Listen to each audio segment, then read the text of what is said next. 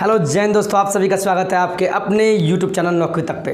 हम पुनः उपस्थित है एक नए वीडियो के साथ और मैं खुशी मन से हूँ। आज मैं बहुत खुश हूँ। इस वीडियो को स्किप मत कीजिएगा और शायद हो सकता है कुछ अभ्यर्थी राजनीतिक दृष्टिकोण से दुख हो, लेकिन एक टीचर के होने के नाते, एक शिक्षक होने के नाते आज हम बहुत खुश हैं। क्यों खुश है आपको पता होगा। आज से 6 से 7 दिन पहले मैंने एक वीडियो बनाया था। उस वीडियो को आप लोगों ने इतना प्यार दिया, इतना ज़्यादा प्यार दिया कि आप भी जानते हैं उसका व्यूज़ कितना गया था। इसलिए नहीं, चूँकि हम एक शिक्षक होने के नाते हम एक शिक्षक का आवाज़ उठाना चाहते हैं। तमाम जितने प्रदेश के 38 जिला के जितने भी अभ्यर्थी हैं, जो भी सीटेट और बीटेट उत्तीर्ण अभ्यर्थी हैं, उनके लिए ये खुशी की खबर है कि एक शिक्षा मंत्री नहीं बल्कि और भी किसी बहुत सारे कारण हैं, मैं उसमें नहीं जाना चाहूँगा। चूँकि हम कोई राजनीतिक व्यक्ति नहीं हैं, हम एक शिक्षक हैं, या कह सकते हैं तो चाणक्य की भूमिका में है। हम नहीं, आप भी। याद है मैं उस वीडियो में कहा था, शिक्षा मंत्री जी को टारगेट करके मैंने कहा था कि शिक्षा मंत्री जी सत्ता का पतन तय है। अगर वो वीडियो नहीं देखे हैं तो हम डिस्क्रिप्शन में डाल देंगे। उस वीडियो में मैंने बहुत गुस्सा आया था। क्यों? चूँकि वो अपने आप को जो लोगों के द्वारा नाम दिया गया लॉलीपॉप वाले बाबा, जलेबी वाले बाबा, तो कहीं ना कहीं वो सही भी था। और वो बात को इतना घुमाते थे अपने चैनल के माध्यम से या कहीं भी मीडिया में आके कि छठे के बाद सातवां आएगा, सातवें के बाद ये आएगा। लेकिन पता नहीं, देख लीजिए आप, छठे के बाद सातवां तो आएगा ही। लेकिन आपको मैं ये भी बता दूं, सत्ता तो चली गई नीतीश जी की, लेकिन आप भाग मनाइए कि सत्ता बच गई। मैंने बोला था कि सत्ता का पतन हो जाएगा, लेकिन सत्ता का पतन ये पतन तो नहीं हुआ। क्यों नहीं हुआ? मैंने फिर से बोल रहा हूँ, इसलिए नहीं हुआ क्योंकि मैं पहले भी बोल चुका हूँ। नीतीश जी एक होनहार, बहुत नामचिन्ह ऐसे व्यक्ति है, माननीय सम्माननीय जो हमारे मुख्यमंत्री साहब नीतीश जी, वो एक इंजीनियर है, हाई लेवल के हैं, पढ़े लिखे हैं और वो जानते हैं कि शिक्षा की भूमिका क्या होती है। इसीलिए शायद उन्होंने बीजेपी का साथ छोड़ दिया। लेकिन उनके टीम में जो चमचे लोग हैं, जो नीतीश जी को डुबाना चाह रहे थे, और खासकर शिक्षा मंत्री जी, हम तो कहते हैं कि शिक्षा मंत्री जी का भी सांठ-गांठ है। किससे? बीजेपी से। हो सकता है हम किन्हीं का नाम नहीं लेंगे। वो तो नीतीश जी जो हमारे माननीय मुख्यमंत्री जी हैं, वो कितने होशियार हैं, बहुत अच्छे हैं। हमें खुशी है और हम सबको गर्व होना चाहिए कि हमारा मुख्यमंत्री शिक्षित है और योग्यवान है। और देखिए, उन्होंने बहुत अच्छा कदम उठाया है। एक शिक्षक होने के नाते हम बोल रहे हैं, हम फिर से बोल रहे हैं, कोई राजनीतिक टीका टिप्पणी नहीं करना चाहते हैं।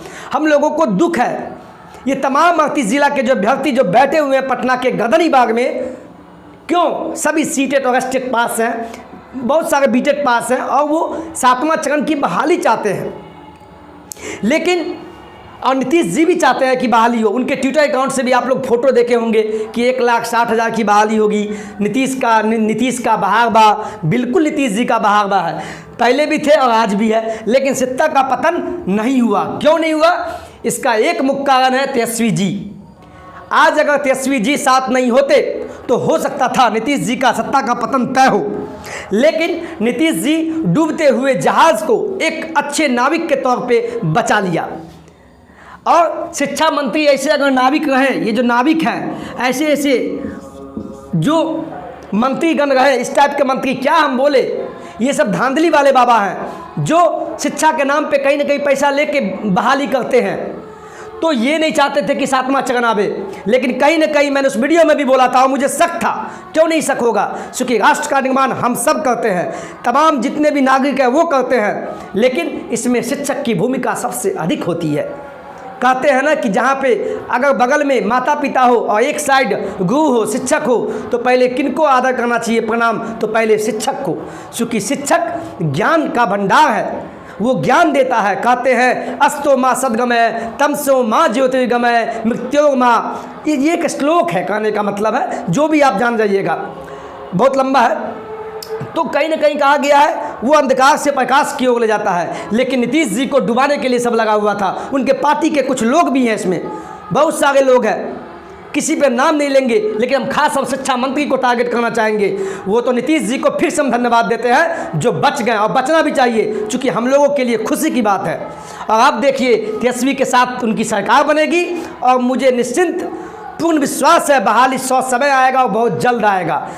और इसलिए आएगा चूँकि मैं आपको फिर से बता दूं, तेजस्वी जी ने वादा किया था, उनका एक मैनिफेस्टो आया था, जब इलेक्शन जब आया था उस समय तेजस्वी जी ने एक मैनिफेस्टो जारी किया था। उस मैनिफेस्टो का नाम था प्राण हमारा। ये एक मैनिफेस्टो इनका था, जो जानते होंगे। उसमें उन्होंने कहा था 10 लाख नौकरी देंगे। 10 लाख नौकरी कब देंगे?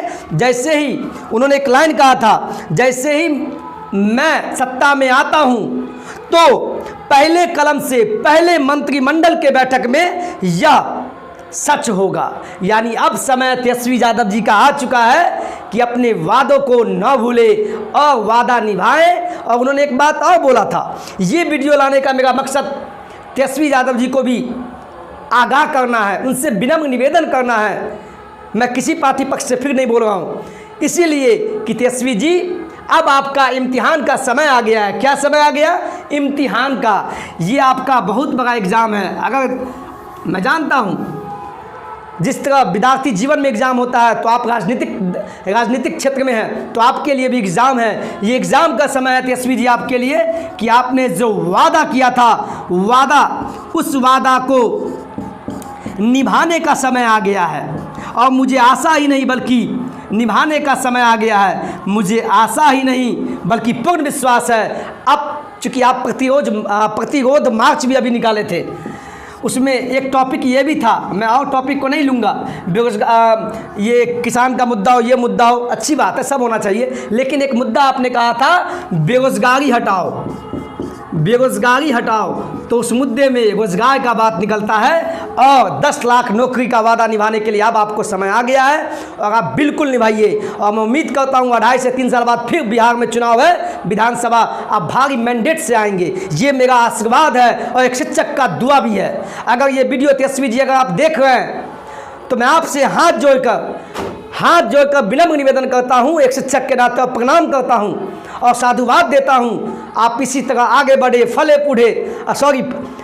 आगे बढ़े आप, लेकिन अपने किए गए वादे से मत हटिएगा, नहीं तो ये जनता है सर, सब जानती है। आज देख लीजिए क्या हालत हो गई शिक्षा मंत्री साहब की।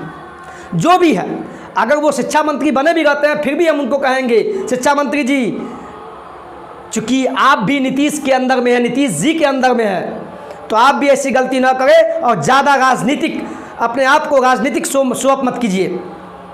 चूँकि ये समय और तेजस्वी जी जब मंत्रिमंडल में है और पहली मंत्रिमंडल उनके साथ बैठक होने वाली है और बहाल भी होंगे, तो मुझे आशा है कि बहाली आएगी। चूँकि उन्होंने कहा था 10 लाख नौकरी देंगे, तो अब समय आ गया है 10 लाख नौकरी देने का समय आ गया। तेजस्वी जी 10 लाख नौकरी, इस चीज़ को आप ना भूलिएगा, नहीं तो यही जनता है, कभी नीतीश जी के साथ था तो कभी आज आपके साथ है। तो राजनीति में एक राजनीतिक दृष्टिकोण से हम बताना भी चाहेंगे कि सत्ता आती है, जाती है, फिर जाती है, फिर आती है। और देखिए कहीं न कहीं आपकी भी सरकार आई थी, फिर चली गई, और देखिए पुनः आपकी सरकार बन चुकी है और बनेगी। ये मेरा साधुवाद है, लेकिन आप अपने किए गए वादे से न भूलिएगा। हम फिर बार बार आपको हम इंडिकेट करके बोल रहे हैं। और हो सकता है जितने भी तमाम जो 38 ज़िला के जो खासकर अभ्यर्थीगण हैं, उनको हम बोलना चाहेंगे, जो भी सीटेट और बीटेट उत्तीर्ण अभ्यर्थी हैं और स्टेट वाले भी, इस वीडियो को तेजस्वी यादव के पास पहुंचाइए, शेयर कीजिए, टैग कीजिए, ट्विटर के माध्यम से, न्यूज़ चैनल के माध्यम से, क्योंकि मैं आपके लिए आवाज़ उठा रहा हूँ।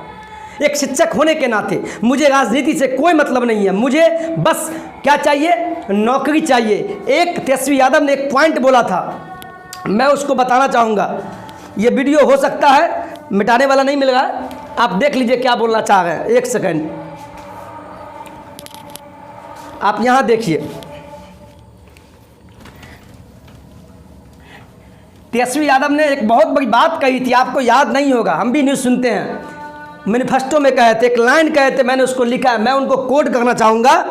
उन्होंने कहा था रोजगार और नौकरी में अंतर है।